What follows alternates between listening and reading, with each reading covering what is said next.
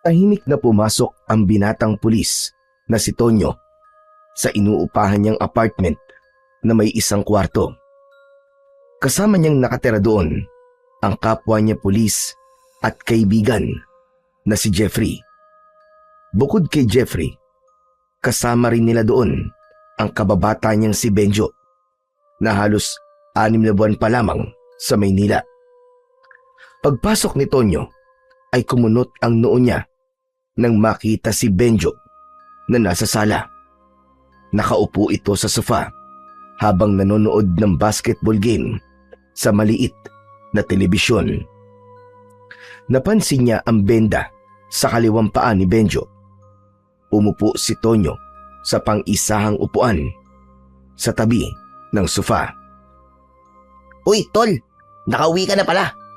Nagluto na pala ako ng ulam. Nagisa na lang ako ng corned beef. Baka kasi hindi ka pa naghahaponan eh. Kumain ka na lang sa kusina. Ano nangyari sa paa mo, tol? Bakit may benda yan? Ito. Naaksidente sa pabrika. Natapilok ako tapos nabali yung buto ko sa paa eh. Ito, pinagpapahinga muna ako ng supervisor namin. Wag daw muna akong pumasok hanggat hindi gumagaling tong paa ko. Ay nako, ikaw talaga. Hindi ka kasi nag-iingat eh. Sus, napakadulas naman kasi dun sa production area sa pabrikang yun eh. Saka, hindi ako ang unang naaksidente dun. Marami nang mas nauna sa akin. Kung ganun, nainggit ka sa mga naunang na-aksidente kaya gumaya ka sa kanila. Paano pala ang pagpapadala mo sa pamilya mo sa probinsya natin kung hindi ka muna magtatrabaho? Bayad ako, Chong, kahit hindi ako papasok. Ayos, di ba? Nakakapagpahinga na ako, pero sa sahod pa rin ako. Kaya palang saya mo kahit may pilay ang paa mo eh. Sinabi mo pa. O sige, kumain ka na. Mukhang hindi ka pa naghahaponan eh. Mamaya na. Hindi pa naman ako nagugutom eh. Ay, oo nga pala. Si Jeffrey nasan? Naunang mag-out yun sa akin kanina eh. Ewan ko ba kung nasan siya. Pag uwi niya rito kanina biglang naligo. Tapos nag-impake ng mga damit niya. Tapos nung nasa banyo ako, saka siya umalis. Di ko na naitanong kung saan siya pupunta eh. Saan kaya pupuntang mokong na yun? Wala naman siyang sinabi sa akin na aalis siya ngayon ah. Sa dami ng dala niyang damit, paniguradong magtatagal yun bago bumalik. Nahulog sa malalim na pag-iisip si Tonyo. Inisip niya kung saan maaaring magpunta si Jeffrey. Simula nang maging pulis si Tonyo, ay naging magkaibigan at magkasundo kagad sila ni Jeffrey dahil hindi nagkakalayo ang kanilang edad. Si Jeffrey ang nagturo sa kanya sa mga pasikot-sikot sa syudad dahil mas nauna ito roon kesa sa kanya. Ito rin ang nakaisip na tumira sila sa iisang apartment. Malaki ang tiwala ni Tonyo kay Jeffrey dahil ilang beses na nitong napatunayan ang pagiging totoong kaibigan nito sa kanya. May pag-aalalang naramdaman si Tonyo habang iniisip niya kung saan nagpunta si Jeffrey. Oh, Chong, bigla kaya yatang tumahimik dyan. Iniisip ko kasi kung saan maaaring magpunta si Jeffrey. Ngayon lang kasi ito nangyari na bigla siyang umalis nang hindi nagsasabi kung saan siya pupunta. Imbis na nag-iisip ka dyan, bakit hindi mo na lang kaya siya tawagan? May cellphone ka naman, di ba? Hinugot ni Tonyo ang kanyang cellphone mula sa bulsa ng kanyang pantalon. Sinubukan niyang tawagan ang numero ni Jeffrey pero nakapatay ang cellphone nito. Ang ginawa niya ay nagpadala siya ng text message kay Jeffrey kung saan tinanong niya ito kung nasaan ito. Hindi ko siya makontak eh. Patay yata ang cellphone niya. Nako, hindi kaya kung ano nang nangyari kay Jeffrey. Baka may banta sa buhay niya tapos nagtatago na siya ngayon. Yan ang mahirap sa trabaho niyong mga pulis eh. Halos araw-araw ay marami kayong nakakalaban ng mga kriminal. Yung iba, mga big time pa. Tapos kapag kinalaban mo, yun, pagbabantaan ang buhay mo. Sige pa, pakabahin mo pa ako, lintik ka. Joke lang naman. Ikaw naman, tol, Masyado ka namang seryoso eh. Mamaya ko na nga iisipin kung nasan si Jeffrey. Maliligo na muna ako, tapos saka ako kakain. Iniwanan ni Tonyo si Benjo sa sala. Dumiretso siya sa kanilang kwarto upang hubarin ang kanyang uniforme. Nang magtungo siya sa banyo para maligo, ay hindi pa rin nawala ang pag-aalala niya para kay Jeffrey. Pagsapit ng 11:00 ng gabi, ay nahiga na si Tonyo sa kanyang kama. May 3 kama sa kwartong yun at tig-iisa sila nina Benjo at Jeffrey. Bata pa lang ay pangarap na ni Tonyo ang maging isang pulis. Yun ay dahil lumaki siya sa pamilya kung saan ang kanyang tatay at lolo ay kilalang mga antingero na nakikipaglaban sa mga aswang. Bayani ang tingin ng mga tao sa lolo at tatay ni Tonyo sa kanilang lugar.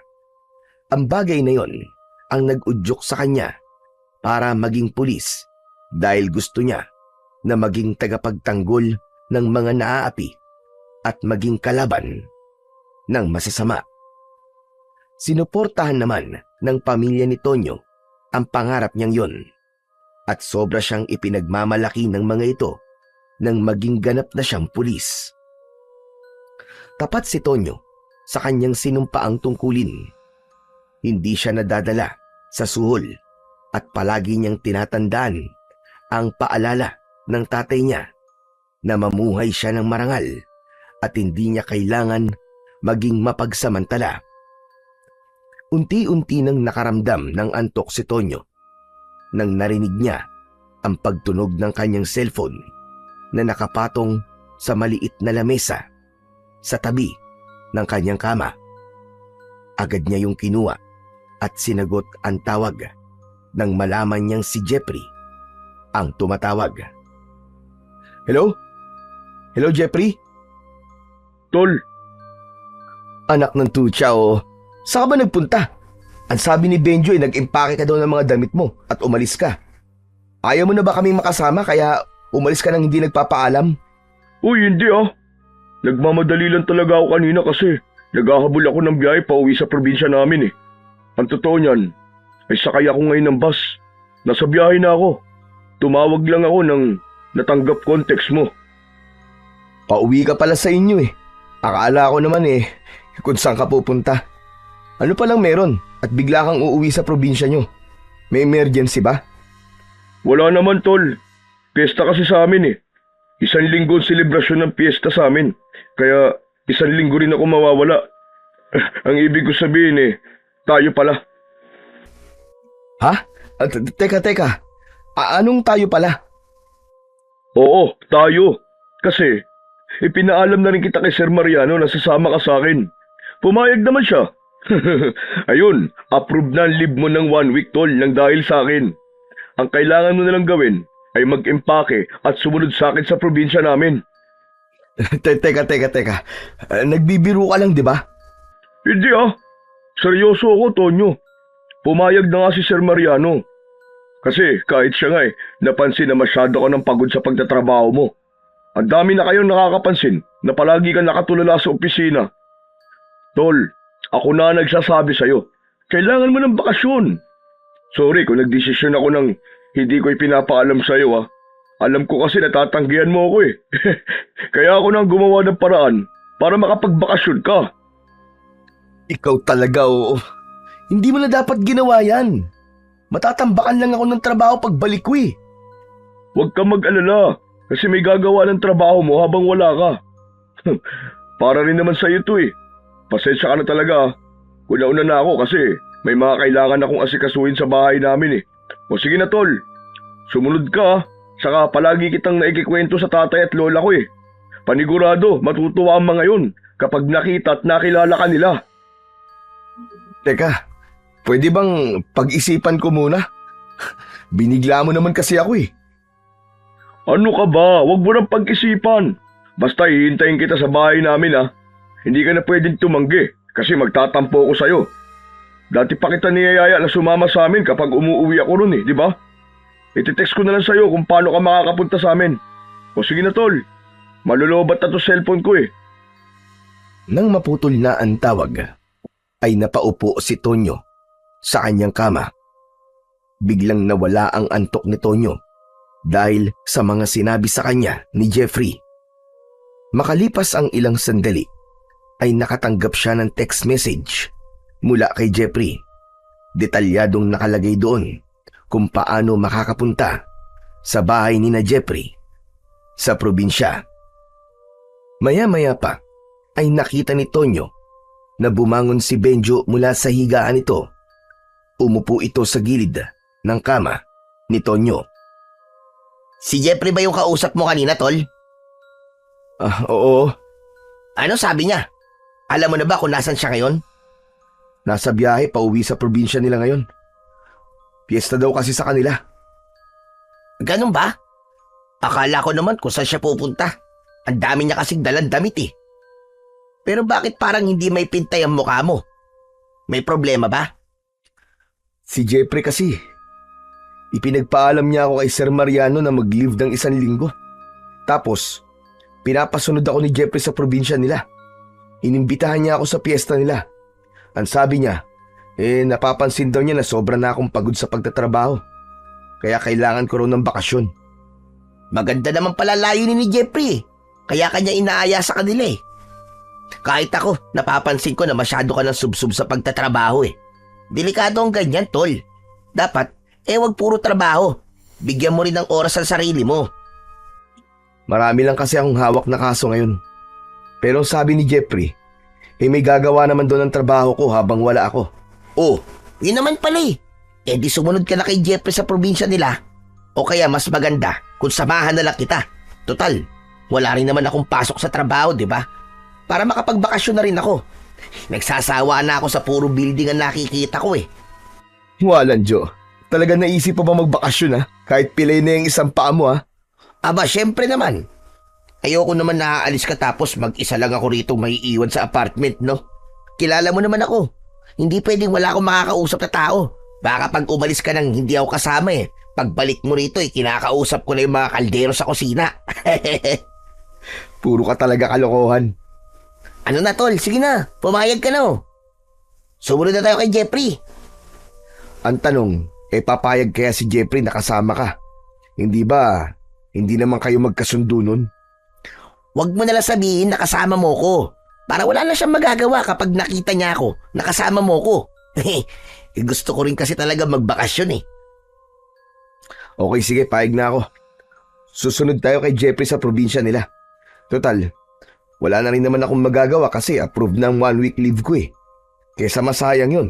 Mas mabuti pang mag-enjoy na lang tayo sa fiesta ni na Jeffrey. Ayos! Buti naman at pumayag ka na. Kailan pala tayo aalis? Mag-i-empake na ba ako? Oo, sige.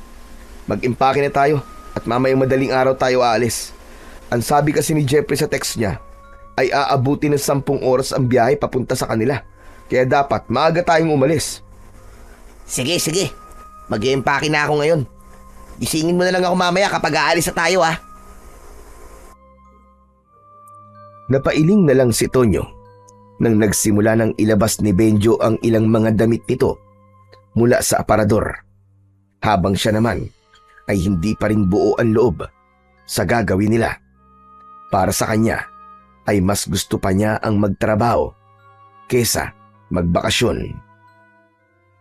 Pagsapit ng 4:00 ng madaling araw ay nagising si Tonyo sa malakas na pagtunog ng alarm ng kanyang cellphone. Bumangon siya at ginising niya ang kaibigan niyang si Benjo. Naunang nagtungo si Benjo sa banyo para maligo. Nang matapos ito, ay si Tonyo naman ang sunod na naligo. Makalipas ang ilang sandali, ay parehas na silang nagbibihis at nag-aayos ng kanilang sarili. Habang nagsasapato si Benjo, ay binuksan ni Tonyo ang drawer at nakita niya roon ang kanyang baril. Hindi niya alam, pero tila may bumulong sa kanya na dalhin niya yon. Kinuha niya ang baril at ang lalagyan ng mga bala. Isinama niya yon sa kanyang bag. Humarap si Tonyo sa salamin para siguraduhin na maayos ang kanyang buhok. Matapos yun ay isinuot niya ang isang kwintas. Meron yung palawit na bilog na kulay puti. Hinawakan niya ang palawit ng kwintas at umusal siya ng isang dasal. Talagang hindi ka pwedeng umalis nang hindi suot yung kwintas na yan, ano? Hindi talaga pwede. Bigay pa to sa akin ng lolo ko eh. Ang tagal na natin magkaibigan pero hanggang ngayon, hindi ko pa rin alam kung para saan ang batong yan. Ang alam ko lang ay agimat yan kasi ang tingero ang tatay at lolo mo sa baryo natin eh. Kabal ang tawag sa agimat na to, Benjo. Kapag meron ka nito, hindi ka tatablan ng bala ng baril at ng kahit na anong matutulis na bagay. Wow! Ang astig naman pala niyan. Pero totoo ba ang kapangyarihan niyang kabal? Oo naman. Ilang beses na akong iniligtas nito sa tuwing may engkwentro kami. Ilang beses na akong tinamaan ng bala pero parang himala na hindi yun tumagos sa balat ko. Ibinigay ito ni Lolo sa akin kasi alam niya ang trabaho ko bilang isang pulis. Alam niya na malaki ang maitutulong nitong kabal sa akin. Sa bagay, hindi na dapat ako magduda sa kapangyarihan ng agimat mo kasi talaga namang napakagaling na ang tingero ng tatay at lolo mo eh. Sayang nga lang at hindi ka sumunod sa yapak nila. Ayos lang yun. Naiintindihan naman nila kung bakit mas ginusto kong maging pulis eh. Saka halos parehas lang naman ang ginagawa namin. Parehas namin pinoprotektahan ng mga tao. Pero mamaya na tayo mag-usap at magmadali na tayo. Dapat makahabol tayo sa first trip ng bus. Sa biyahe na lang din tayo kumain ng almusal. Ipinagpatuloy na ni Tonyo at Benjo ang kanilang pag-aayos sa sarili. Hindi nagtagal ay magkasama na silang lumabas ng kanilang apartment. Sakto na may dumaan na tricycle kaya sumakay na sila roon at nagpahatid sa bus station. Pagdating sa bus station ay sumakay sila sa bus na ang biyahe ay papunta sa probinsya ni Jeffrey. Nang mapuno na ng mga pasahero ang bus ay umandar na yon. Hindi nagtagal ay nakatulog si Tonyo dahil ang totoo ay inaantok pa siya ng oras na yon. Makalipas ang ilang oras ay biglang nagising si Tonyo. Isang malakas na sigaw ang kumawala sa bibig niya kaya napatingin ang lahat ng pasahero sa kanya. Pasensya na po kayo. Nananaginip lang po ako. Napapahiyang napayuko si Tonyo. Grabe ka, tol. Iskandaloso ka pala. Kasalanan ko ba kung nanaginip ako ng hindi maganda? Ano ba kasi napalaginipan mo at napasigaw ka? Hinahabol daw ako ng napakaraming aswang. Tapos nung maabutan nila ako, ay pinagtulungan nila akong patayin. Uy, nakakatakot naman panaginip yan. Pero panaginip lang naman yun eh. Hindi naman yun totoo. Dahil ang totoo, mag-e-enjoy tayo ng gusto sa pupuntahan natin. Nakamalay mo, merong magagandang chika bebe doon kina Jeffrey. Iyon, di lumabas din ang totoo. Pambira ka. Gusto mo lang maghanap ng mabobola mong babae, kaya ipinilit mong makipiyesa tayo kina Jeffrey. Bonus lang naman ang babae, tol eh. Siyempre, pupunta tayo ron para magbakasyon at makipiesta. Ewan ko sa'yo. Pero sa totoo lang, parang iba ang pakiramdam ko sa bakasyon na to eh. Parang may masamang mangyayari na hindi ko alam. Huwag ka kasi mag-isip ng negatibo kasi ganun talaga ang mangyayari. Saka ano namang masamang mangyayari magbabakasyon lang naman tayo. Saka nandun naman si Jeffrey. Hindi naman niya siguro tayo pababayaan, di ba? Hindi na lang muna nagsalita si Tonyo. Itinuon niya ang kanyang mata sa labas ng bintana at pilit niyang inalis ang hindi magandang pakiramdam na meron siya. Simula kasi nang umalis sila sa apartment ay naramdaman niya na yun. Tila ba may kung anong puwersa ang pumipigil sa kanya na umalis. Inisip na lang niya na baka dahil hindi buo ang loob niya na magbakasyon dahil mas gusto niya nga ang magtrabaho. Halos 10 oras na nakaupo sa base na Tonyo at Benjo bago yun huminto sa isang lumang istasyon ng bus. Bumaba na sila at naglakad sila para maghanap ng makakainan. Sandali lang, tol. Daan-daan ka lang sa paglalakad. Nakita mo nang injured ang kasama mo eh. Aray, ang sakit ng paa ko kapag naglalakad ako ng mabilis eh. Yan, dapat kasi nagpapahinga ka na lang sa apartment eh. Tapos ngayon magrereklamo ka na masakit ang paa mo. Mas gusto ko pang sumakit ang paa ko kaysa mag-isa ako sa apartment, no? Nakahanap ng maliit na karinderya sina Tonyo at doon na sila kumain. Habang kumakain ay naisipan ni Tonyo na tawagan si Jeffrey pero hindi niya na ito makontak. Ano naman kaya nangyari rito kay Jeffrey? At patay na naman ang cellphone niya. Baka naman lobat lang o kaya busy. Pero sinabi ba niya sa text niya kung anong sunod na sasakyan natin? Oo, magji-jeep daw tayo tapos sasakay ng tricycle. Yun na raw ang mag-aatid sa atin sa baryo nila. Sinungaling din talaga ang Jeffrey na yun, no? Akala ko ba sabi niya 10 oras ang biyahe papunta sa kanila. Yung pala, 10 oras sa bus. Tapos, may sasakyan pa. Anak ng weteng, oo. Napakalayo naman ng baryo nila. Nasa dulo na ba yun ng Pilipinas? Hayaan mo na nga, Benjo. Saka teka lang, ikaw naman ang pumilit sa akin na sumunod kay Jeffrey, di ba? Tapos ngayon nagre-reklamo ka. Natawa na lang si Benjo sa sinabi ni Tonyo. Nang matapos na silang kumain, ay sumakay na sila ng jeep. Halos kalahating oras ang naging biyahe nila. Pagkababa nila ng jeep, ay sa tricycle naman sila sumakay. Habang sakay ng tricycle, ay napansin nila na paunti na ng paunti ang mga kabayan na kanilang nakikita sa daan. Matapos ang halos 1 oras, ay huminto na ang tricycle sa tapat ng isang arko na gawa sa kawayan. Sinabi ni Tonyo sa driver na baka pwede sila nitong ihatid sa mismong bahay na pupuntahan nila. Pero tumanggi ang driver at anito ay magbayad na lang sila para makaalis na ito. Wala nang nagawa si Tonyo kundi ang magbayad ng pamasahe. Pagkababa nila ng tricycle ay kapansin-pansin ang pagmamadali ng tricycle driver na umalis. Grabe, ang sama naman ng ugali ng tricycle driver na yun. Hindi man lang tayo inatid sa mismong bahay ni na Jeffrey. Hayaan mo na. Baka ayaw niya lang maabutan ng dilim. Nakita mo naman oh. Liblib ng lugar na to eh. Matatagalan bago siya makabalik sa bayan. Saka okay na rin to para makapaglakad-lakad tayo. Kanina pa tayo nakaupo eh. Sa bagay, may punto ka naman. Medyo sumasakit na ang puwet ko kasi 10 oras ba naman tayo nakaupo sa bus kanina eh.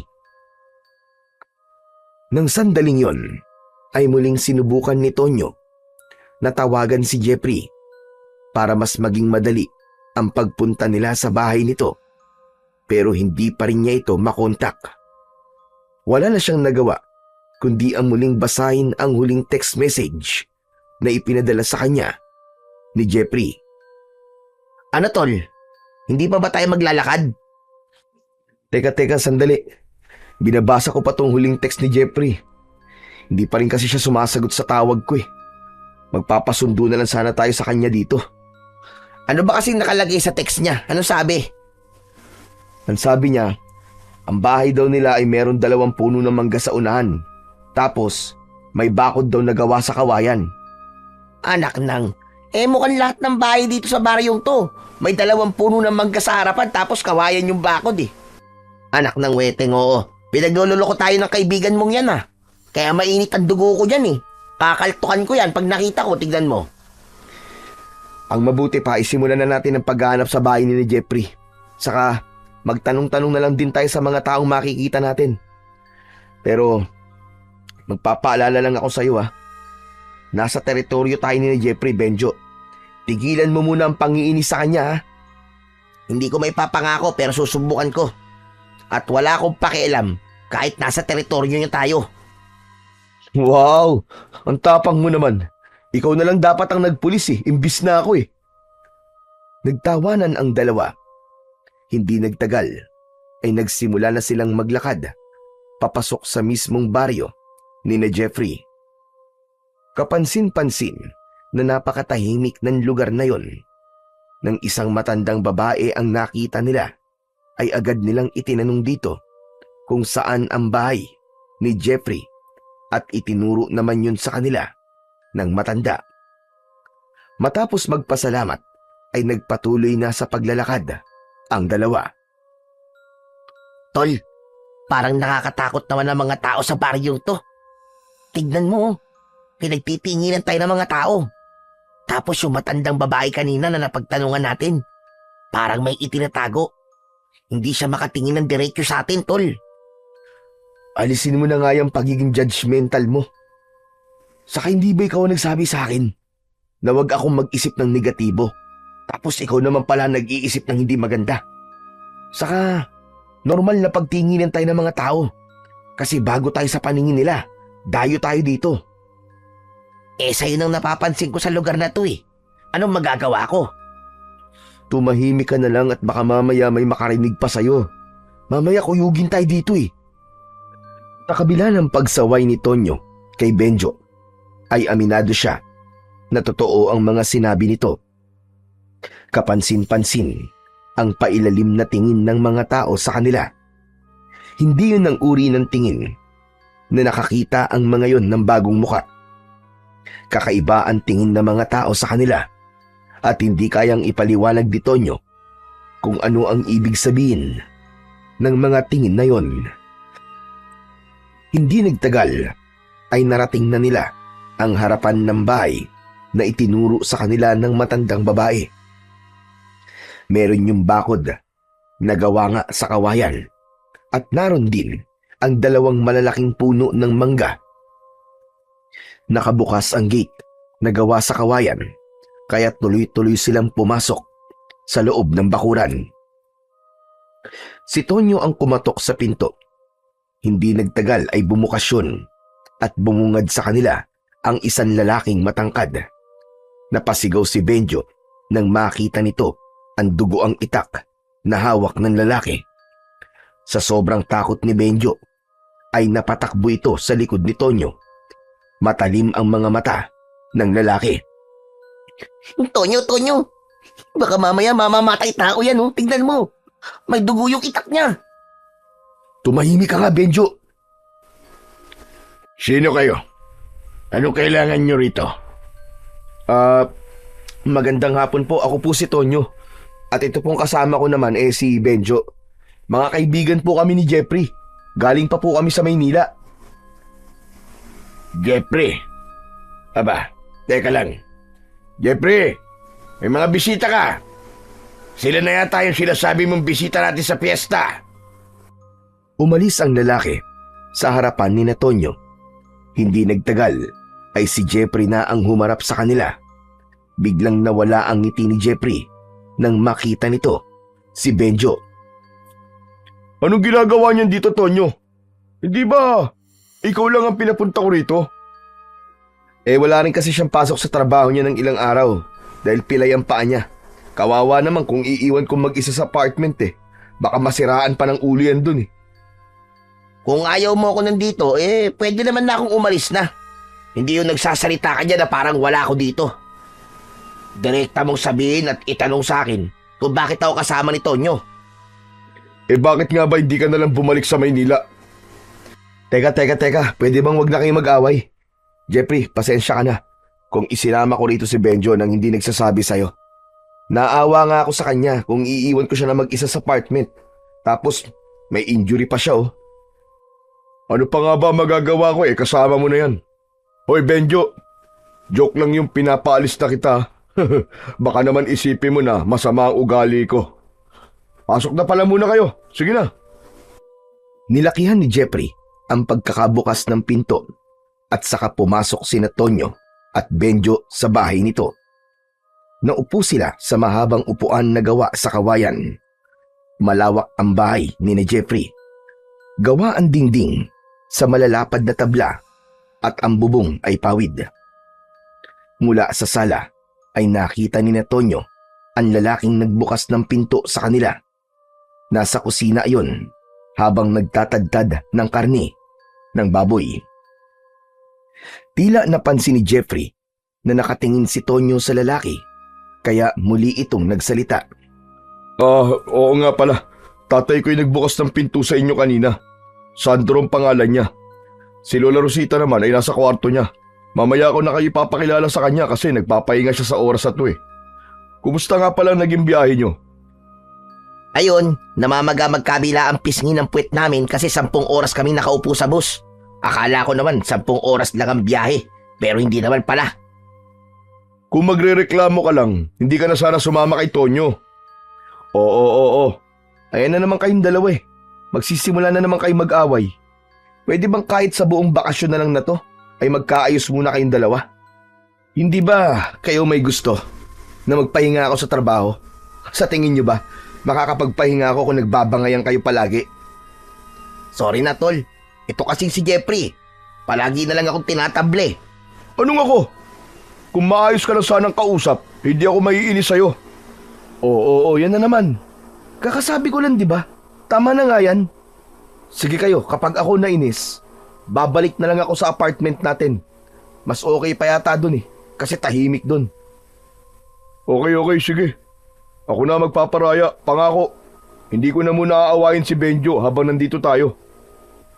Napailing na lamang si Tonyo. Noon pa man, ay hindi na talaga magkasundo sina Benjo at Jeffrey dahil sobrang magkaiba ang ugali ng dalawa. Si Benjo ang tao na masayahin at maingay, habang si Jeffrey naman yung seryoso at madalas na tahimik. Inakala ni Tonyo na normal lang na hindi magkasundo ang dalawa nung una kasi bago pa lang magkakilala ang mga ito. Pero nang tumagal ay mas lalong tumindi ang bangayan ng dalawa.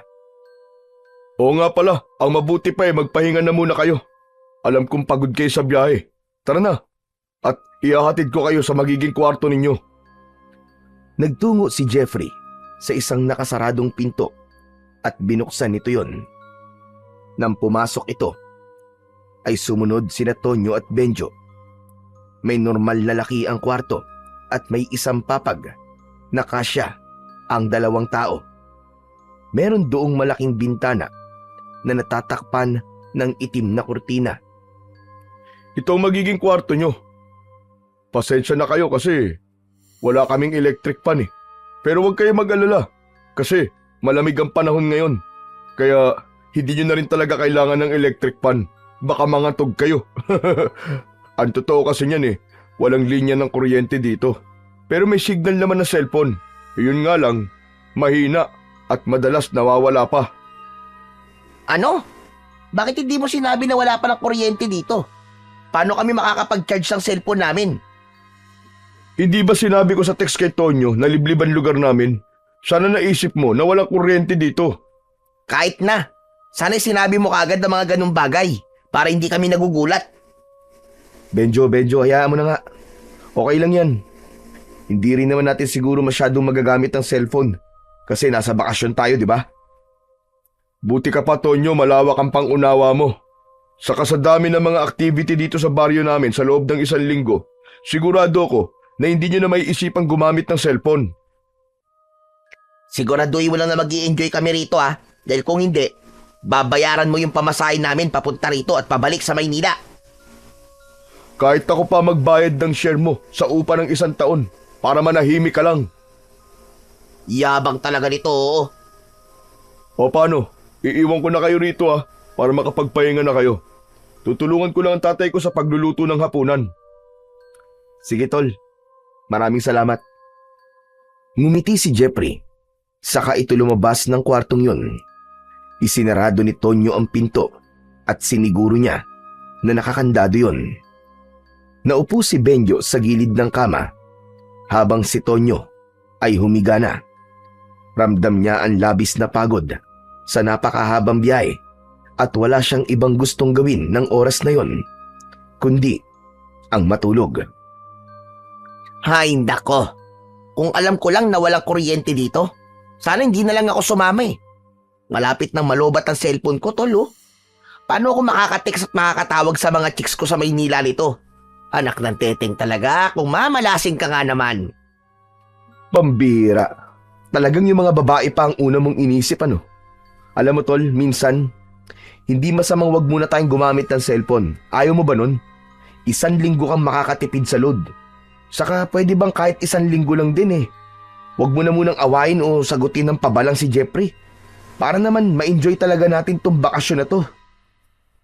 Ewan ko ba, tol? Hindi ko talaga kayang makasundo yung kaibigan mo na yun. Ang init ng dugo ko sa kanya. Alam mo naman na sinusubukan kong makasundo siya eh.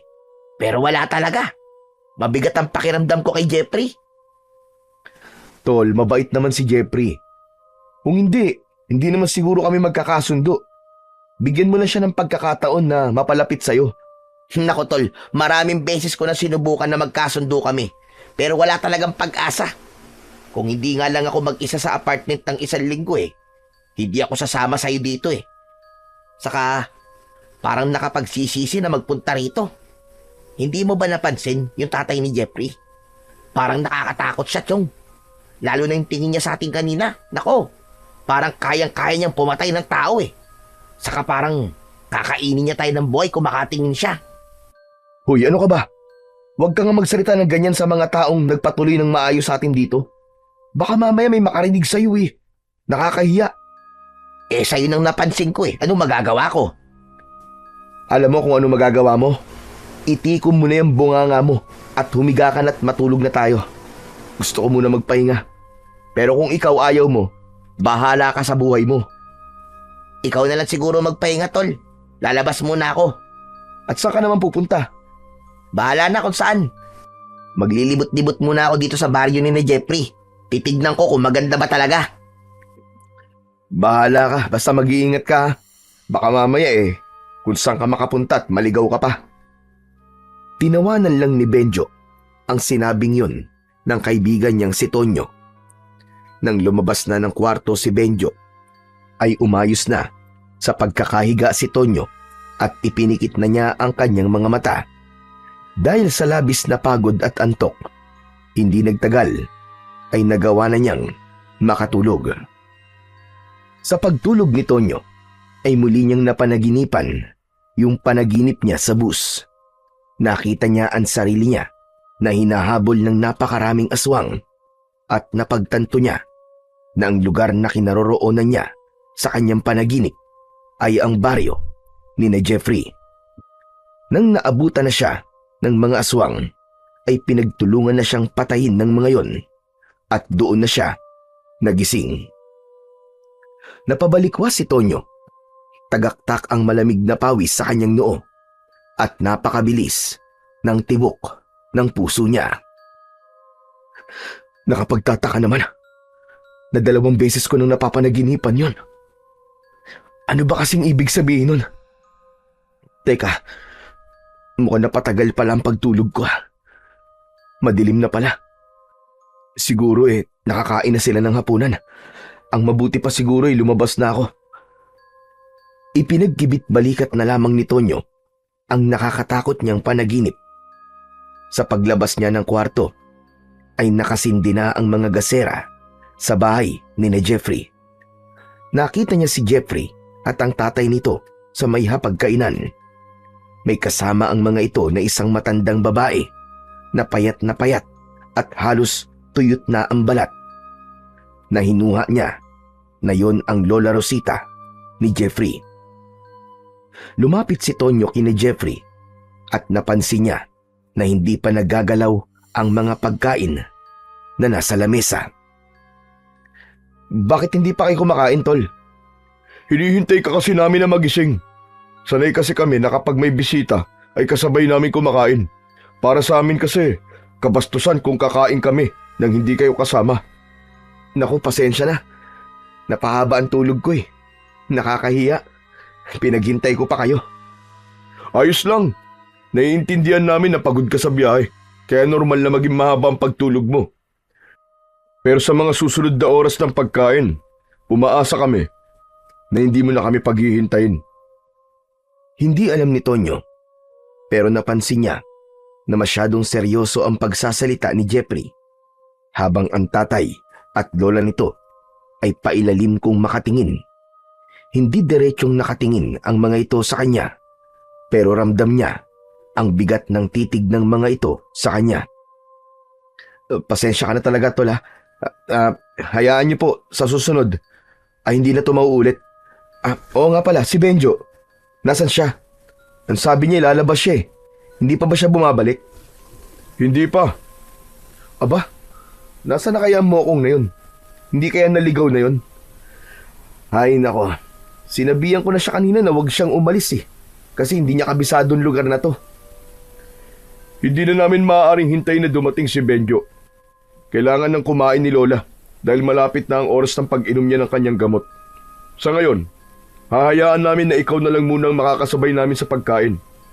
Sige na, Tonyo, maupo ka na. Okay, sige. May pag-aalinlangan na umupo si Tonyo. Kaharap niya ang tatay ni Jeffrey, habang si Jeffrey naman ang katabi niya. Si Lola Rosita naman ay nakaupo sa kabisera na nasa kaliwang bahagi naman ni Tonyo. Nais sana niyang hanapin muna si Benjo, pero nahiya na siyang gawin yon, lalo na't kailangan na talagang kumain ng lola ni Jeffrey. Sinabawang karne ng baboy ang ulam na nakahain. Habang kumakain si Tonyo, ay napansin niya na halos walang lasa ang sabaw. Napakatabang nun na parabang kahit isang butil ng asin ay hindi yun nilagyan. Tila napansin ni Jeffrey na hindi nasasarapan si Tonyo sa kinakain niya, kaya nagtanong ito. Hindi mo yata masyadong ginagalaw ang pagkain mo. May problema ba sa luto ng tatay ko? Ha? Wala naman. Pero may patis ba kayo? Kilala mo naman ako, tol. Mas gusto ko kapag maalat ang pagkain. Pero hindi ko sinasabing hindi masarap ang luto ng tatay mo, ha? Masarap siya sa totoo lang, saka napakalambot ng karne. Sadyang mahilig lang talaga ako sa maalat. Walang asin o patis o kung ano pang pampalasa sa bahay na to. Hindi kami gumagamit ng ganon. Dahil ang mga yon ay nagpapaikli ng aming buhay at masama sa kalusugan. Ang alat sa aming mga pagkain ay nakukuha namin sa natural na alat na meron ng karne o gulay na aming niluluto. Ganun po ba? Sige po, wala pong problema. Pero masarap po talaga ang luto nyo, Mang Sandro. May pag-aalinlangang ngumiti si Tonyo kay Mang Sandro at sa kanya ipinagpatuloy ang kanyang pagkain.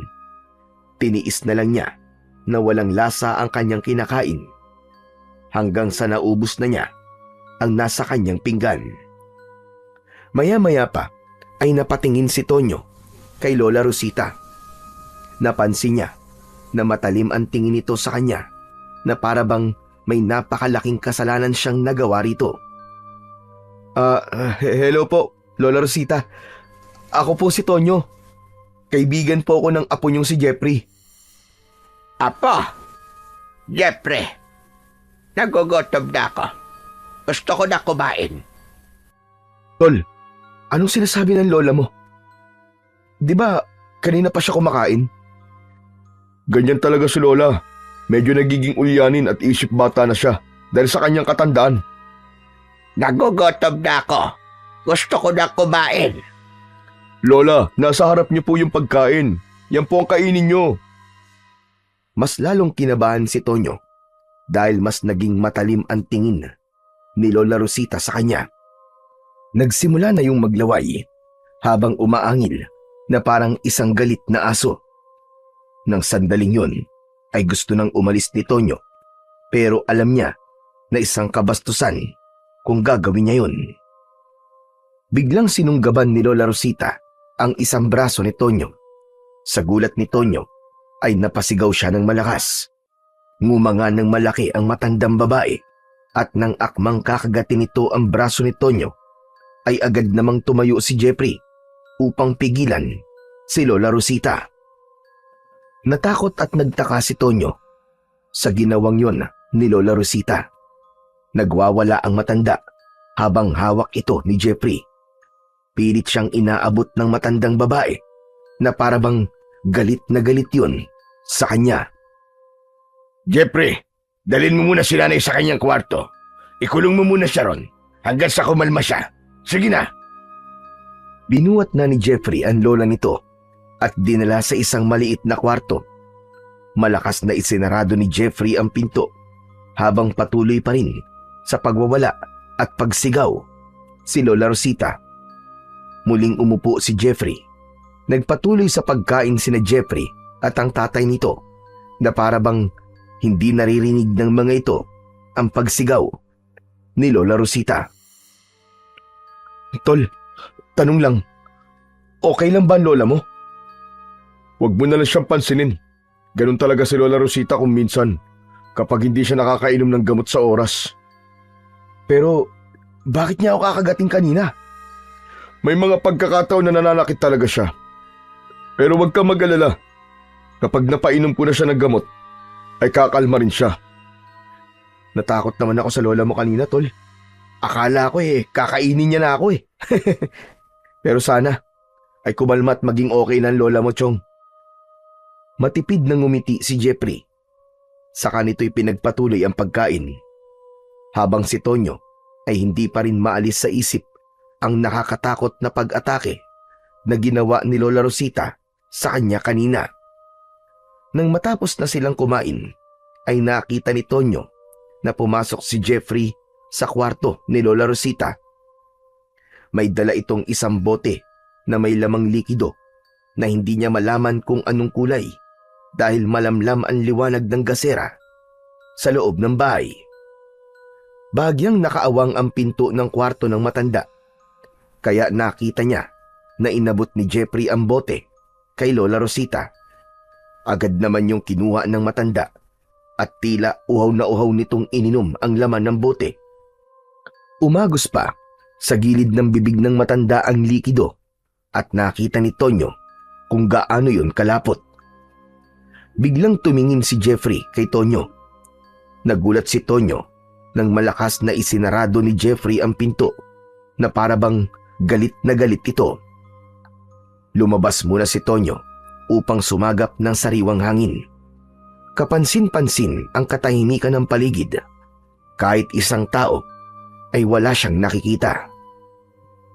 Aba, wala pa rin pala si Benjo. Sana kaya nagpunta mo kong ngayon? Hindi nagtagal ay dumating si Benjo. Malaki ang ngiti nito na parabang napakasaya nito.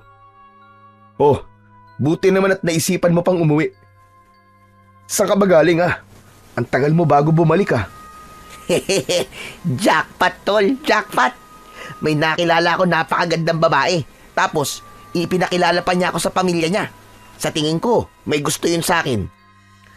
Sinasabi ko na nga hindi ka naman sumama rito para sa fiesta Nandito ka kasi maghahanap ka ng babaeng maluloko mo. Ano ba masama ron? Malay mo, nandito pa lang mapapangasawa ko. At sa tingin ko, ay nakita ko na siya. Pumasok ka na at kumain ka na. Sa susunod ay hindi mo na pwedeng gawin yan Gusto kasi ni Jeffrey na magkakasabay tayong kumain. Sus, wag mo sinusunod na mga sinasabi ni Jeffrey. Bisita nila tayo rito, no? Yun na nga Bisita tayo kaya dapat marunong tayong rumispeto sa patakaran sa bahay na to. Oo na. O sige, kakain na muna ako. Ano palang ulam? Sinabawang karne ng baboy, nilagaya tayon. Pero sasabihin ko na sa'yo ngayon pa lang walang lasa yung luto nila, parang hindi nilagyan ng asin. Hindi raw kasi sila gumagamit dito ng asin at ng kung ano pang pampalasa. Huwag mo na lang ipahalata na hindi mo gusto yung ulam. At baka mamaya sumama ang loob ng tatay ni Jeffrey.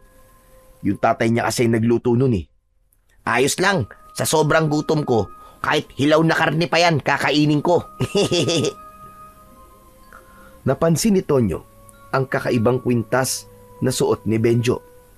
May palawit yon na parabang pinatuyong sanga ng kung anong halaman.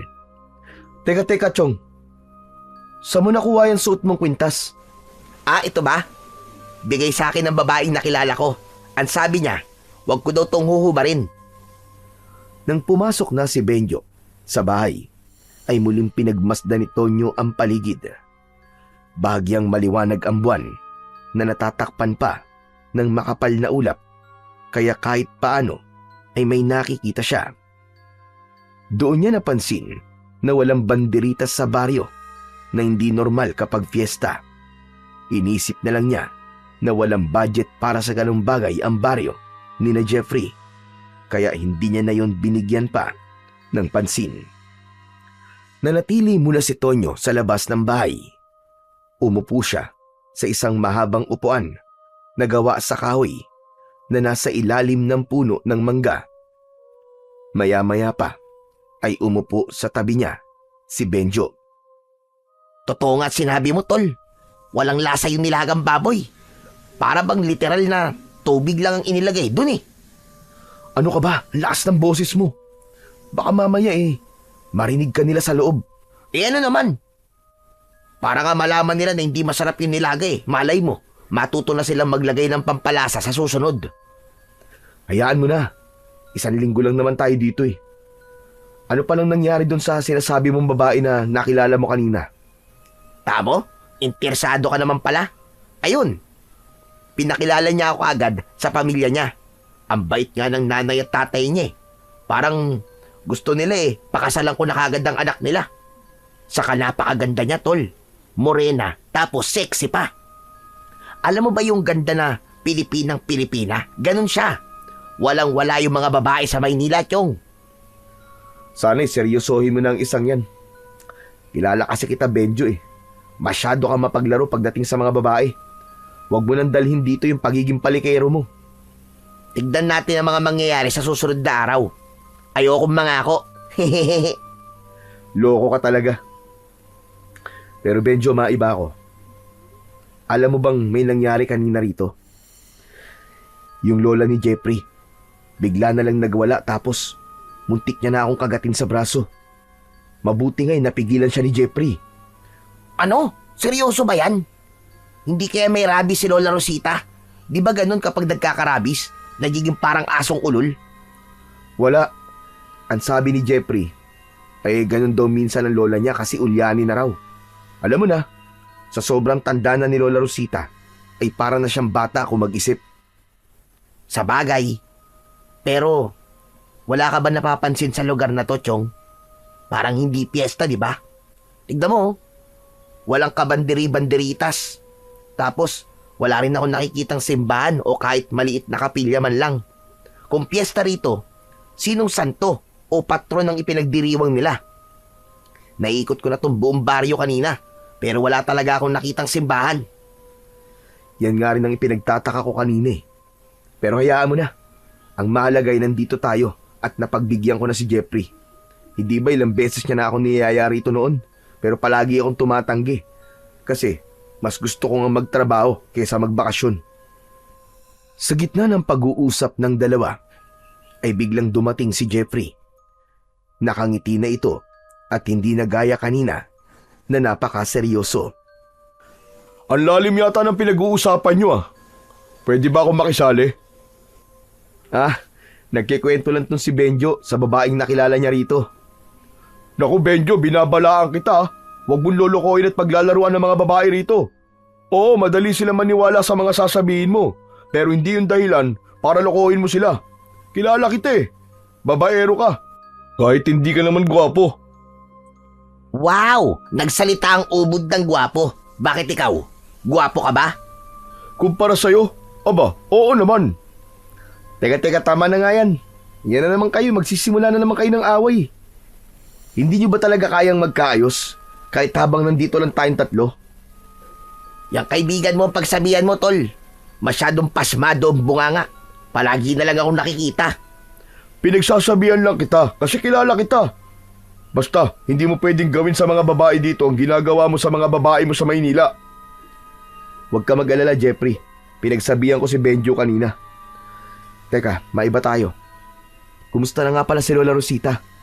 Maayos na ba ang lagay niya? Oo, tulog na siya ngayon. Sabi ko naman sa'yo kapag nakainom na siya ng gamot niya, kakalma din siya. Yung gamot ba na sinasabi mo yung nakalagay sa bote na ibinigay mo sa kanya? Oo, yun nga. Gawa yun sa iba't ibang uri ng mga halamang gamot na pinakuluan ng matagal. Kaya pala sobrang lapot nun kasi pinakuluan ng matagal. Teka, Matutulog na ako. Kayo rin, matulog na kayo. O kung di pa kayo inaantok, ay mas makabubuti na doon na lang kayo sa kwarto nyo mag-usap.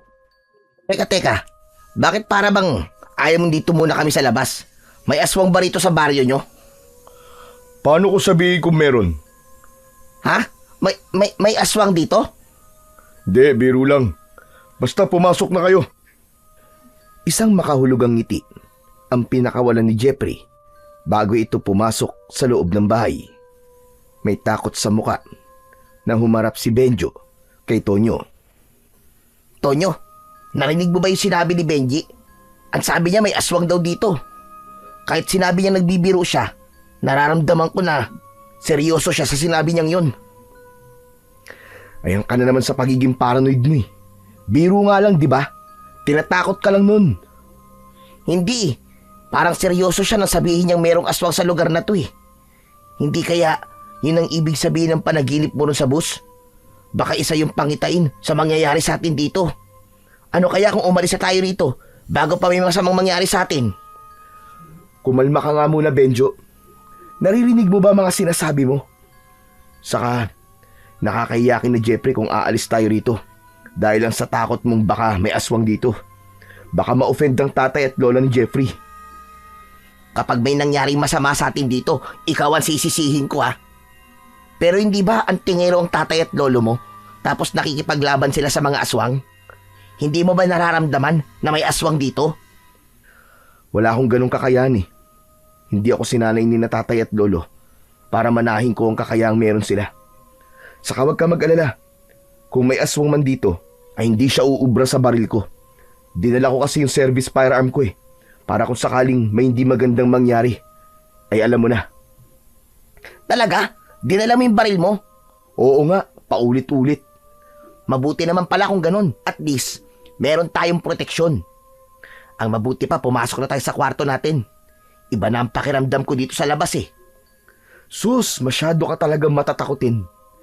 Naniwala ka naman kagad sa sinabi ni Jeffrey na may aswang dito. Pero sige na, pumasok na tayo. Masyado malamig dito eh.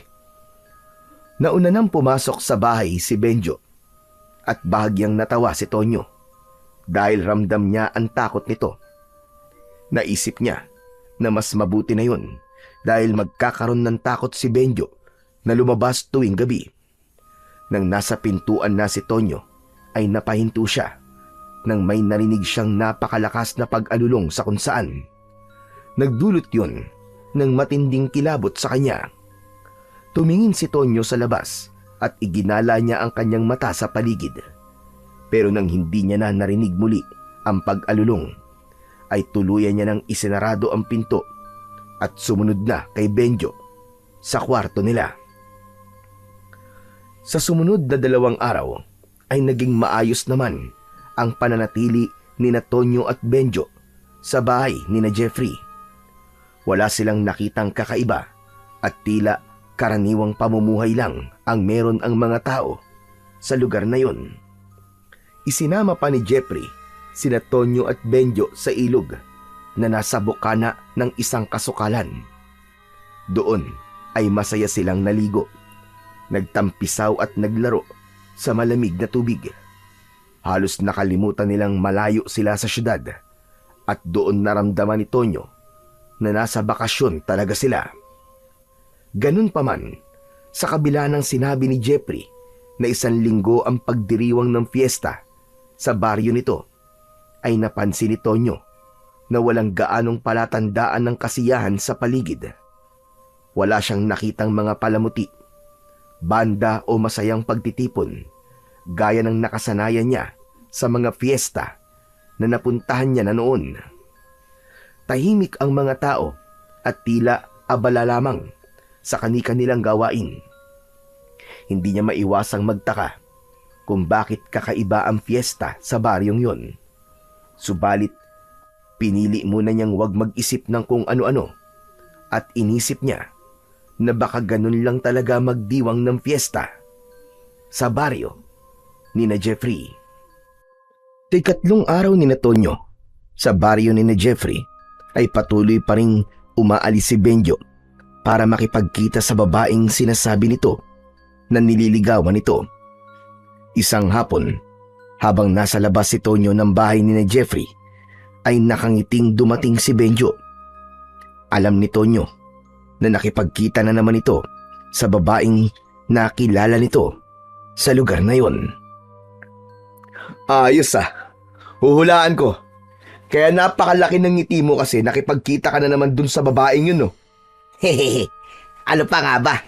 Siya lang naman ang dahilan ng pagkakangiti ko sa lugar na to eh. Mukhang nagiging seryoso ka na dyan, Ano nga palang pangalan niya? Hindi mo pa sinasabi sa akin eh. Clarissa. Oh, di ba? Pangalan pa lang, napakaganda na. Baka pwede mo naman akong ipakilala dyan kay Clarissa. Saka na kapag sinagot niya na ako. Baka mamaya maudlot pa yun pag pinakilala ko agad sa'yo eh. Aba, parang sigurado ka na mapapasagot mo siya sa iilang araw na natitira natin dito Siyempre naman. Nararamdaman ko na gusto niya rin ako. Kaya lang, nagpapakipot pa siya ng konti. Ganun nga yata talaga mga babae rito sa probinsya. Hindi madaling makuha. Pero mas okay nga yun. Kasi, nata-challenge talaga ako, tol. Masaya ako para sa'yo, Benjo. Nakikita ko kasi na sa pagkakataong to ay parang nagiging seryoso ka na sa babae. Sana magtuloy-tuloy na yan. Totoo ang kasiyahan na nararamdaman ni Tonyo para kay Benjo. Noon pa man ay kilala niya na si Benjo na hindi marunong magseryoso sa mga babae. Hindi man ito kagwapuhan ay malakas talaga ang dating nito sa mga babae at nadadala rin ng pagiging masayahin nito, kaya hindi mahirap na magustuhan ito. Kaya para makita si Benjo na natutong manligaw ay isang malaking bagay para kay Tonyo. Kinagabihan, inihaw na baboy ang ulam na niluto ni Sandro. Gaya ng mga nauna nitong niluto ay wala pa rin itong lasa. Kahit sausawan na toyo o suka ay wala rin. Kahit paano ay nasanay na sina Tonyo at Benjo sa ganung uri ng pagkain. Inisip na lang ni Tonyo na ilang araw na lang naman ang ilalagi nila sa lugar na yon at pagbalik nila sa syudad ay makakakain na sila ng mga pagkain na may lasa at gusto nila. Nabasag ang katahimikan nila nang magsalita si Benjo. May itatanong lang po ako. Akala ko ba'y isang linggo selebrasyon ng piyesta dito sa inyo? Bakit hindi namin nakikita ni Tonyo ang selebrasyon na yon? Parang normal na araw lang. May tagtuyot kasing nangyari rito noong nakaraang buwan. Sabi ni tatay, siyempre, walang ani ang mga tao kapag ganun. Kapag walang ani, walang pera. Pero huwag kayo mag-alala. Kasi sa huling araw ng piyesta, ay doon kami maghahanda. Ayun. Sana naman may lasa na ang mga ihahanda nyo. Benjo, ano ba yung sinasabi mo? Biro lang. Joker po ako, Mansandro. Kaya wag niyo po sanang seryosohin ng ibang sinasabi ko. Masarap naman po itong mga luto nyo eh. Hindi nagsalita si Mang Sandro. Nakatingin lang ito ng pailalim kay Benjo. Habang si Tonyo naman ay hiyang-hiya para sa kanyang kaibigan. Alam niya na kahit sinabi nito na nagbibiro lamang ito, ay iba pa rin ang dating nun para sa pamilya ni Jeffrey, lalo na kay Mang Sandro na siyang palaging nagluluto. Pagsapit ng oras ng pagtulog ay magkatabi ng nahiga sina Tonyo at Benjo sa papag. Hindi nagtagal ay narinig na ni Tonyo ang mahinang paghilik ni Benjo. Hindi maintindihan ni Tonyo kung bakit sa gabing yon ay hindi niya magawang makatulog. Mabigat na ang talukap ng kanyang mga mata, pero tila may kung anong puwersa ang pumipigil sa kanya na pumikit. Halos ilang oras na simula nang humiga si Tonyo, pero gising pa rin siya. Nang tignan niya ang oras sa suot niyang relo, ay nalaman niya na 12:00 na ng hating gabi.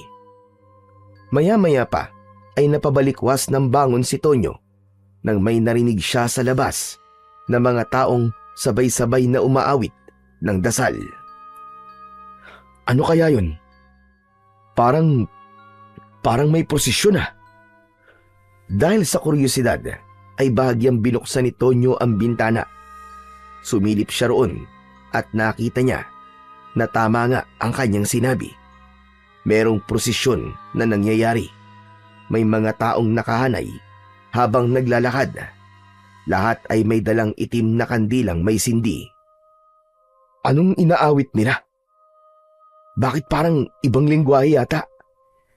Saka, bakit ganitong oras sila nagsasagawa ng prosesyon? Hating gabi talaga.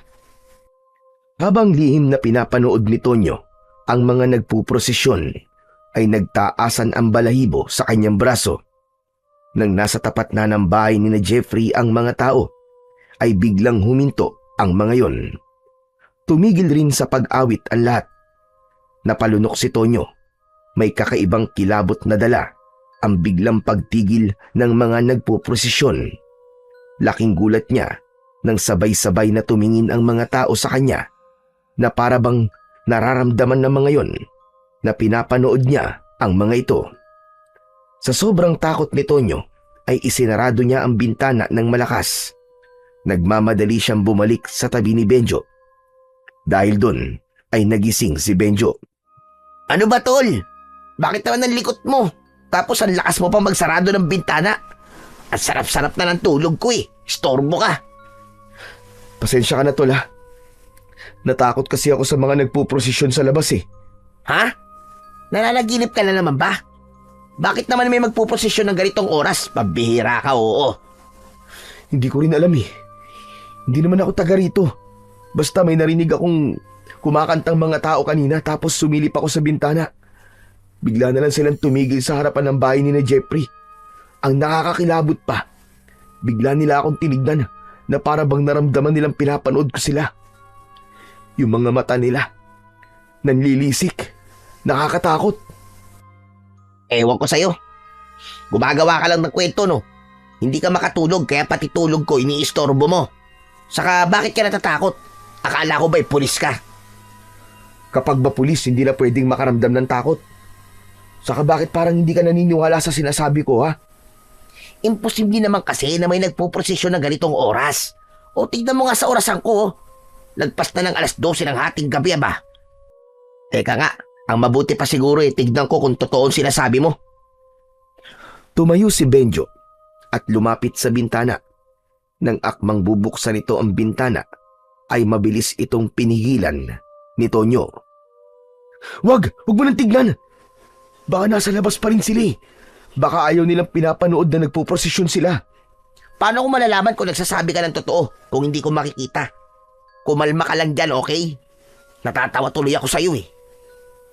Wala nang nagawa si Tonyo nang tuluyan nang binuksan ni Benjo ang bintana. Hindi na tumingin sa labas si Tonyo dahil ayaw niya nang maramdaman ang takot na naramdaman niya kanina nang makita niya ang mga nanlilisik na mga mata ng mga nagpuprosesyon. Ano, nakita mo ba sila? Hindi ba nakakatakot? Tama ka nga. Ang dami nga nila. Sabi ko na sa'yo eh. Maraming bituin sa langit. Ha? Ano ba sinasabi mo? Doon na sumilip sa bintana si Tonyo. Nagtaka siya dahil kahit isang tao ay wala siyang nakita sa labas ng bahay ni na Jeffrey.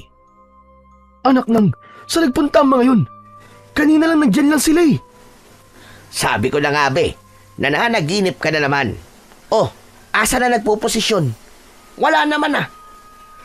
Sigurado ako tol na nandyan sila. Pero bakit ang bilis nilang nawala? Sa dami nila sigurado ako na hindi nila kayang makaalis dyan ng ganong kabilis. Isa lang ang ibig sabihin nun.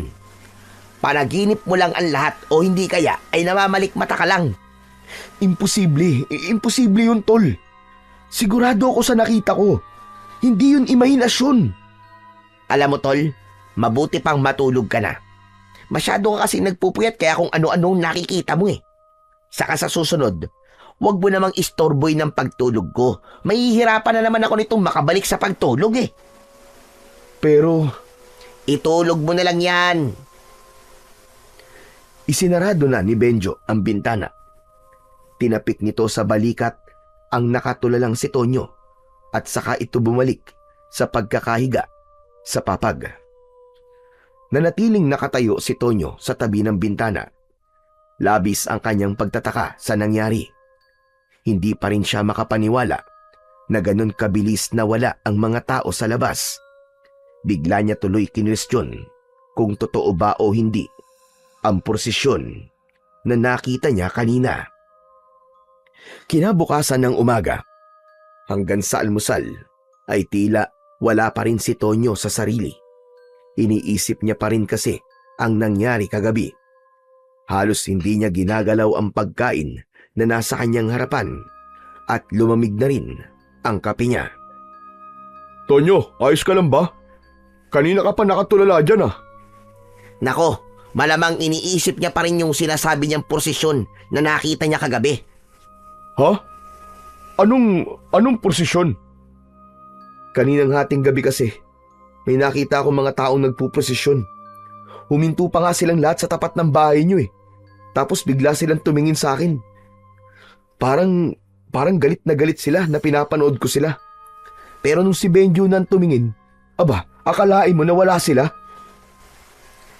Jeffrey, ikaw na nga kumausap diyan kay Tonyo. Sabihin mo kung may prosesyon nga ba rito sa baryo nyo ng ganong oras. Walang prosesyon dito ng hating gabi, Tonyo. Sigurado ka ba talaga sa nakita mo? Sigurado ako, Jeffrey. Hindi ako namamalikmata lang. Pero Chong, imposible talaga yung sinasabi mo eh. Baka naman pagod o kulang ka lang sa tulog. Kaya kung ano-ano ang mga nakikita mo. Yan nga din ang sinabi ko sa kanya eh. Alam mo, ang mabuti pa siguro ay magpunta tayo mamaya sa ilog. Maligo ulit tayo ron para naman may masmasang ka. Saka huwag mo nang isipin kung ano mang nakita mo kagabi. Tanging marahang pagtango na lang ang naging tugon ni Tonyo kay Jeffrey. Pero nagkaroon siya ng kakaibang pakiramdam sa lugar na yon dahil sa prosesyong nakita niya kagabi. Ramdam niya na may mali, ngunit hindi niya matukoy kung ano yon. Pagkatapos mag-almusal, ay nagtungo na sina Tonyo sa ilog. Doon ay nalibang ni Tonyo ang kanyang sarili upang mawala na ang gumugulo sa kanyang isip. Kahit paano ay naaliw siya sa panghuhuli ng mga isda at paglangoy sa malalim na bahagi ng ilog. Nang mapagod na sila, ay umupo silang tatlo sa isang malapad na bato na nasa tabi ng ilog. Malapit na pala tayong bumalik sa Maynila. Balik na naman tayo sa normal nating buhay. Sinabi mo pa. Pero ayos lang kasi gano'n naman talaga eh. Maswerte pa rin tayo na may babalikan pa tayong trabaho. Eh kumusta naman pala yung paa mo? Parang simula nang dumating ka rito hindi na yung sumasakit ah.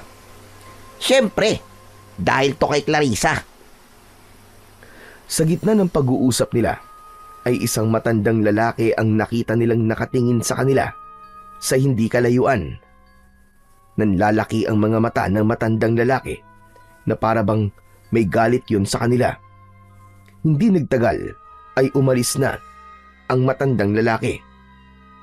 Sino yung matandang lalaki na nakatingin sa atin kanina? Bakit parang may galit siya sa atin? Si Tatang Berting yun.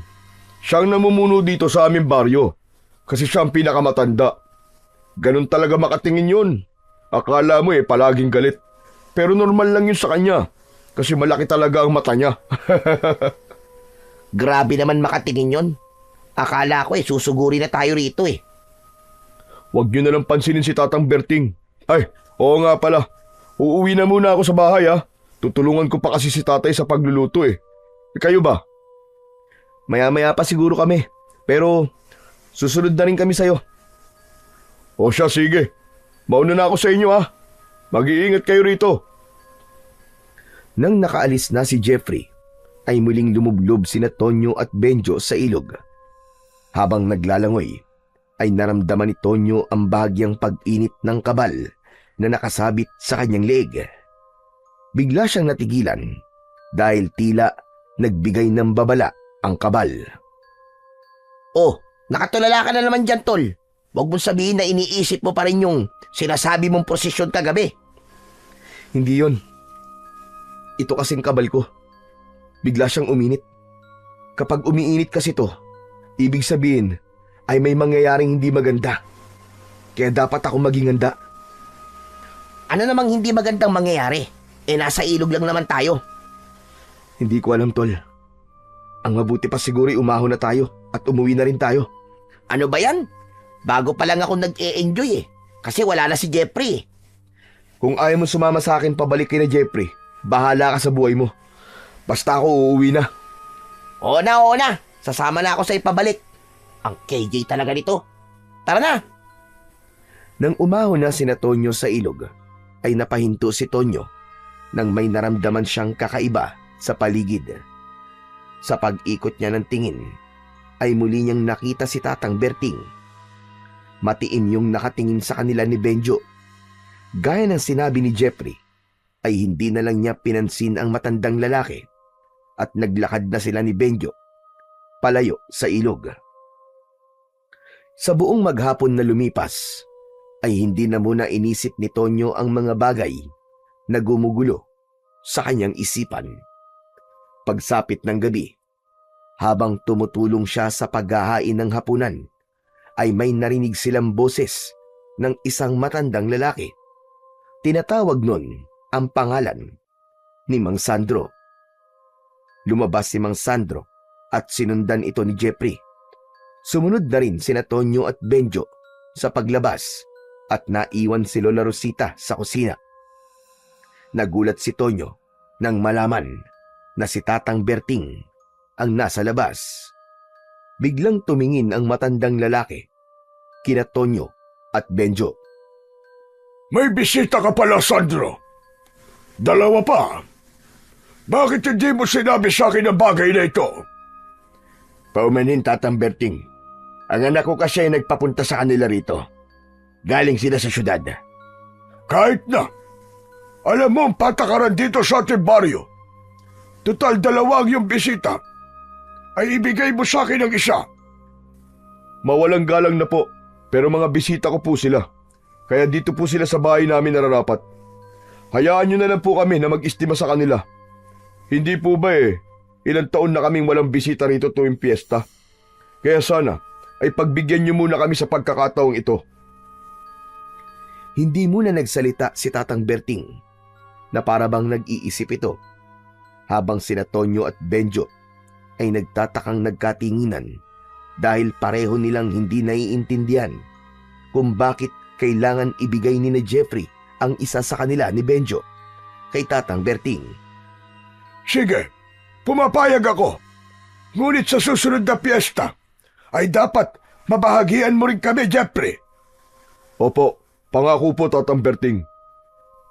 Walang imik na tumalikod si Tatang Berting at saka yun naglakad palayo. Nang makabalik na sila sa loob ng bahay, ay agad na nagtanong si Tonyo kay Jeffrey. Tol, tanong lang, anong ibig sabihin ng pinag-uusapan nyo? Tama ba'y narinig namin?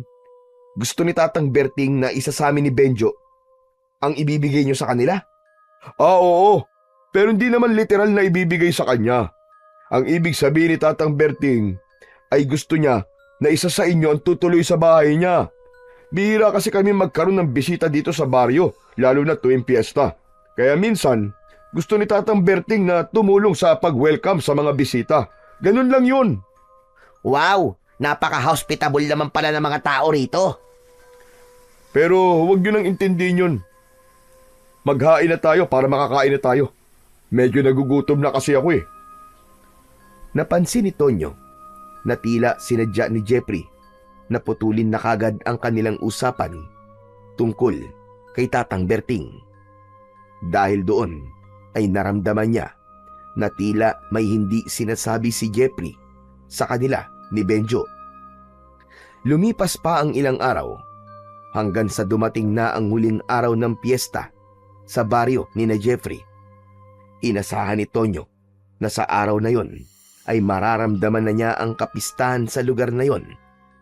Pero nabigo siya. Napansin niya na normal pa rin ang ginagawa ng mga tao roon. Walang nagkakatay ng manok o baboy na panghanda. Ngunit nang naalala niya ang sinabi ni Jeffrey na walang pera ang mga tao roon dahil sa nangyaring tagtuyot nung nakaraang buwan, kahit paano ay naunawaan na niya. Nang umagang yun, ay nakatambay lang sina Tonyo at Benjo sa labas ng bahay. Maya-maya pa ay lumapit si Jeffrey sa kanila. Akala ko ba ang sabi mo maghahanda kayo ngayong huling araw ng piyesta? Bakit hindi ko nakikitang nagkakatay ng kung anong hayop ang tatay mo ha, Jeffrey? Bakit ba masyado kang atat? Dito sa pamilya namin, nakasanayan na namin na naghahanda kami sa gabi. Kaya mamayang gabi pa kami magkakatay ng kung anong ihahanda namin. Ayos kakaiba din ang trip nyo Pero ano bang ihahanda nyo? Basta, malalaman nyo rin mamaya. Oo nga pala, Jeffrey. Huling araw na pala natin dito sa baryo nyo, no? Maraming salamat kasi inimbitahan mo kami rito. Akala ko hindi na importante ang magbakasyon. Pero na-realize ko na hindi pala pwedeng puro trabaho na lang ako. Kailangan din na huminga ako paminsan-minsan. At masaya ako. Nakasama ko kayong dalawa ni Benjo sa bakasyon ko to. Masaya rin ako na narito kayo. Alam ko na sa mga nakaraang araw ay naiinip na kayo.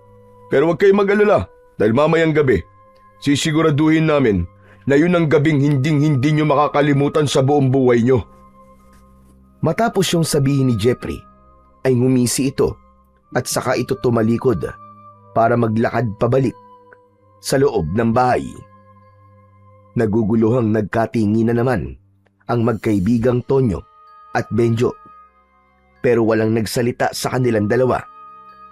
May kakaiba na namang naramdaman si Tonyo kay Jeffrey.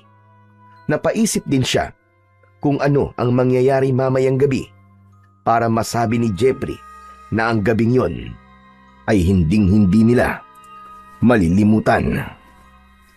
Habang unti-unting kumakalat ang dilim sa paligid, ay hinintay ni Tonyo na makitang may kakatayin na baboy o manok sina Jeffrey. Pero hindi yun nangyari. Habang nasa kwarto si Tonyo, ay pumasok doon si Benjo. Tol, aalis pala muna ako Pupunta ako sa bahay ni na Clarissa. Bakit? Ano namang gagawin mo ron? Inimbita kasi ako ni Clarissa Ang sabi niya, doon na raw ako maghapunan sa kanila. Baka gusto mo sumama para maipakilala na kita sa kanya. Wag na. Ang pangit naman kung dalawa tayong aalis. Gabi ng huling araw ng fiesta dito Saka hindi ba sabi ni Jeffrey, maghahanda sila? Ay, oo nga pala. Di ako na lang ang pupunta. Pero babalik din ako rito. Basta tiran niyo ako ng handa Ikaw ang siba mo talaga. Kakain ka na nga kina Clarissa tapos kakain ka pa rito. Mabuti na sigurado. Baka hindi ako mabusog dun O sige na, umalis ka na at mag-iingat ka. Ay, sandali pala. Saan nga nakatira si Clarissa? Para kung sakaling kailangan kitang sunduin alam ko kung saan ka pupuntahan. Mula rito sa bahay ni na Jeffrey, 5 bahay, papunta sa direksyon ng ilog. Matapos yung sabihin ni Benjo, ay umalis na ito. Muling naramdaman ni Tonyo ang bahagyang pag-init ng kanyang kabal. Hinawakan niya yon at tinignan. Saan mo ba ako binibigyan ng babala Bakit kasi hindi mo kayang magsalita Di sana, nasabi mo na kung ano o sino ang dapat kong iwasan. Nagulat si Tonyo nang marinig niya ang pagwawala ni Lola Rosita sa kwarto nito. Nagmamadali siyang lumabas ng kanyang kwarto pero hindi niya nakita roon sina Jeffrey at Sandro. Palakas ng palakas ang sigaw na yon ni Lola Rosita kaya mas lalong kinabahan si Tonyo. Hanggang sa naalala niya ang gamot na pinapainom dito ni Jeffrey sa tuwing nagwawala ang matandang babae. Tumakbo siya sa kusina at hinanap niya ang mga bote ng gamot. Nakita niya ang mga nakatagong bote sa ilalim ng batalan. Natatakpan yun ng marurumi at lumang damit. Kumuha siya ng isang bote pero sa hindi sinasadyang pangyayari ay natalisod siya. Nabitiwan ni Tonyo ang bote at nang bumagsak yun sa sahig ay nabasag yun. Kumalat ang malapot na likido sa sahig. Napatingin si Tonyo sa likido. Yumukod siya at hinawakan niya ang likido gamit ang kanyang kamay. Inamoy niya yun at nagimbal siya. nang malaman kung ano ang likido. Anak ng putya! Dugo to ah! Hindi ako pwedeng magkamali. Dugo talaga to! Dahil sa nalamang yun, ay labis na naguluhan si Tonyo kung bakit dugo ang pinapainom na gamot ni na Jeffrey kay Lola Rosita. Habang patuloy ang pagwawala ng matanda sa kwarto nito, ay bumalik naman si Tonyo sa kwarto nila ni Benjo. Kinuha niya ang kanyang baril at ang mga bala. Bumalik siya sa harapan ng pinto ng kwarto ni Lola Rosita. Sana naman ay mali ang hinala ko. Sana ay hindi aswang o kung anong nilalang si Lola Rosita. Sana nagkakamali lang ako. Binuksan ni Tonyo ang pinto ng kwarto ng matandang babae. Nang hilakbot siya, nang makita si Lola Rosita na nasa anyong aswang. Matutulis ang mga kuko at ngipin ng matanda. Namumula ang mga mata nito at napakaputla ng balat. Nang sumugod ng aswang kay Tonyo, ay agad niya itong pinaputukan ng baril. Tumama ang bala sa noo ng aswang na agad nitong ikinamatay. Nanlalaki ang mga mata ni Tonyo. Hindi siya makapaniwala na isang ang aswang, si Lola Rosita. Nagulat na lang siya nang biglang pumasok ng bahay si Jeffrey at nagtaka ito nang makitang may hawak siyang baril. Lalapit sana si Jeffrey kay Tonyo pero agad na itinutok ni Tonyo ang baril sa kaibigan. Hanggang diyan ka na lang! Huwag kang lalapit! Babarilin talaga kita! Tol, ako to! Ano ba nangyayari sa'yo? Alam ko ng aswang ang lola mo, hayop ka! At malamang aswang ka rin at ang tatay mo! Kaya mo ba ako inimbita rito? Ay para ako ang gawin yung handa? Ha? Kami ni Benjo! Siguro nga'y wala ng dahilan para maglihim ako sa'yo. Tama ka, Tonyo. Aswang nga kami ng aking pamilya. At pinapunta kita rito para maging handa sa aming kapistahan. Inaamin ko rin na kinaibigan lang kita para madala ka rito. Walang hiya kang demonyo ka. Niloko mo ako. Akala ko pa naman ay totoo kitang kaibigan. Hayop ka. Demonyo ka. Anong magagawa ko?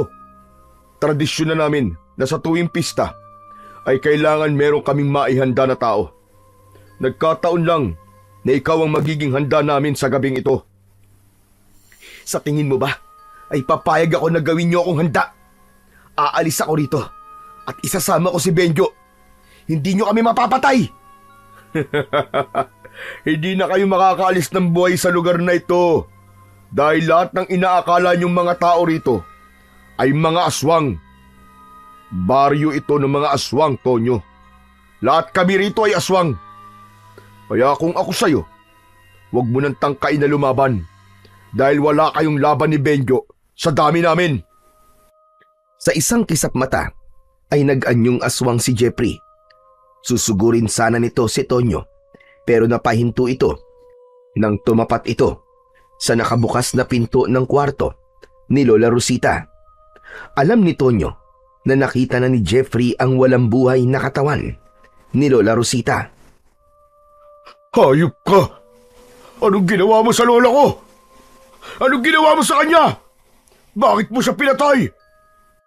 Dahil kung di ko siya pinatay, ako ang papatayin niya! Walang hiya ka!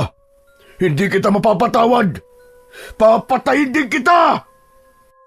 Galit na sumugod si Jeffrey kay Tonyo.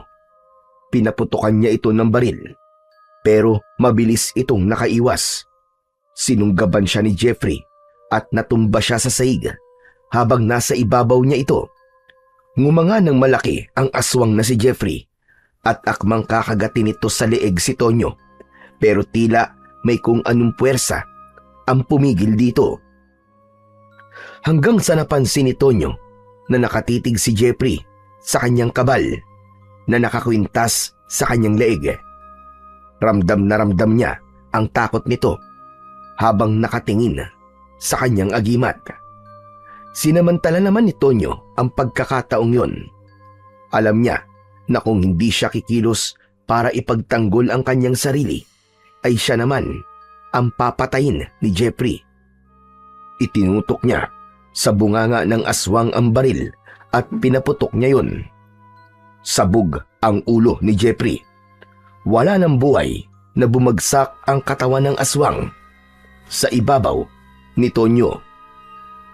Umalis na si Tonyo sa ibabaw ng katawan ng aswang na si Jeffrey. Saka siya tumayo at tinignan nito. Masakit para sa akin na gawin yan sa'yo, Jeffrey. Pero patawarin mo ko dahil alam ko na ako ang mamamatay kung hindi kita papatayin. Sayang talaga. Sinayang mo ang pagkakaibigan natin. Tatakbo na sana si Tonyo palabas ng bahay nang biglang humarang sa pinto si Mang Sandro na nasaan yung aswang. Nang makita nito ang bangkay ng anak na si Jeffrey, ay galit na galit itong sumugod. Agad namang itinutok ni Tonyo ang baril sa aswang na si Mang Sandro. Isang putok ng baril ang pinakawalan niya. Tumama ang bala sa balikat ng aswang. Sa pangalawang pagkalabit niya ng gatilyo ay nanlamig siya dahil wala na pala yung bala. Nagmamadaling kinuha ni Tonyo ang mga bala sa kanyang bulsa. Pero paghugot niya sa mga yon ay nalaglag lahat ng bala sa sahig dahil sa kanyang pagmamadali. Upulutin na sana niya yon pero nagawa na siyang sunggaban ni Mang Sandro. Bumaon ang matutulis nitong mga ngipin at kuko sa kanyang balikat at tagiliran. Malakas na napasigaw sa sakit si Tonyo. Hindi pa rin siya nawalan ng pag-asa. Kinapa niya ang mga balang nakakalat sa sahig at nang makakuha siya ng isa, ay inilagay niya kagad yon sa magasin ng kanyang baril at walang pagdadalawang isip na pinaputukan niya ang aswang sa sentido. Sumambulat ang utak ng aswang na si Mang Sandro at saka yun bumagsak. Pagkatapos nun, agad na tumayo si Tonyo at pinulot niya ang mga bala. Pinuno niya ng bala ang magasin ng kanyang baril at saka siya tumakbo palabas ng bahay. Kailangan kong puntahan si Benjo. Kailangan ko siyang puntahan. Baka kung ano na nangyayari sa kanya. Delikado siya rito. Ngunit labis na nagulantang si Tonyo nang makita niya ang mga aswang na halos sabay-sabay na lumabas sa bahay ng mga yon. Mas lalo niyang binilisan ang kanyang pagtakbo hanggang sa nakasalubong niya ang takot na si Benjo. Tol! Tol, umalis na tayo rito! Tara! Sina Clarissa! Aswang sila ng pamilya niya, Tol! Sumabit kasi sa pinto nila yung kwintas ko tapos nung naputol yun, ay doon ko nakita ang totoong itsura ni Clarissa, Tol! Napakatanda na pala niya! Parang siyang ukluban! Parang si Lola Rosita! Tapos, doon na sila nag-anyong aswang ng buong pamilya niya! Buti na lang nakatakas kagad ako sa kanila! Kundi, ginawa na nila akong pagkain! Oo, Tol. Sila Jeffrey din at ang tatay at lola niya. Mga aswang din sila. Pinapunta niya tayo rito dahil tayo ang gagawin nilang handa sa piyesta. Pero napatay ko na silang lahat, Tol. Medyo masakit pero kailangan kong gawin yun eh. Dahil kung hindi ko sila pinatay, ay ako ang papatayin nila panigurado. Ano ngayon ang gagawin natin, Tol? Napapalibutan na tayo ng mga aswang dito sa baryong to. Anong gagawin natin? Kailangan natin makatakas dito. Doon na nakita ni Tonyo na napakaraming aswang ang nakaikot sa kanila. Alam niya na hindi sapat ang balang meron siya para makaligtas sila dahil sa dami ng mga aswang na naroroon na handang kumain sa kanila. Hanggang isang bagay ang biglang naalala ni Tonyo. Yung kabal. Nang lumapit ang mukha ni Jeffrey kanina, ay parang natakot siya sa kabal ko. Siguro ang kapangyarihan nun hindi lang para hindi ako tabla ng bala at ng matutulis na bagay. Baka takot din dito ang mga aswang. Tama, takot sila sa kabal. Hinubad ni Tonyo ang kabal at hinawakan niya yon sa tali. Humakbang siya papalapit sa mga aswang at kapansin-pansin na takot nga ang mga yon sa kanyang kabal. Umatras ang mga yon na parabang ayaw ng mga yon na madikit man lang sa hawak na kabal ni Tonyo. O ano? Ano kayo ngayon? Dito pala kayo takot ha? Sige, lumapit kayo! Lapit! Subukan niyo saktan kami! Ano? Lumapit kayo! Mga duwag pala kayo eh! Galit na umangil ang mga aswang na nakapalibot sa kanila. Pero hindi makalapit ang mga yon dahil sa agimat o kabal ni Tonyo. Nagpatuloy sa paglalakad si Tonyo habang hawak-hawak ang kabal. Si Benjo naman ay nakasunod lang sa kanya. Sa tuwing may magtatangkang aswang na umatake sa kanila, ay ihaharap lang ni Tonyo ang kabal rito at parang nasasaktan na umaatras ang mga aswang. Nang nakarating na sila Tonyo at Benjo sa may arko palabas ng baryo na yon, ay tila sumuko na ang mga aswang at hindi na sila sinundan ng mga yon. Doon na nagmamadaling tumakbo ang magkaibigan at walang ibang nasa isip nila kundi ang makalayo sa baryo ng mga aswang. Ligtas na nakabalik sa Maynila ang magkaibigang Tonyo at Benjo. Ngunit nanatiling sariwa sa kanilang isipan ang bangungot na naranasan nila sa baryo ng mga aswang. Pinili nilang manahimik at hindi nila ikinuwento sa iba ang mga nangyari dahil alam nilang walang maniniwala sa kanila.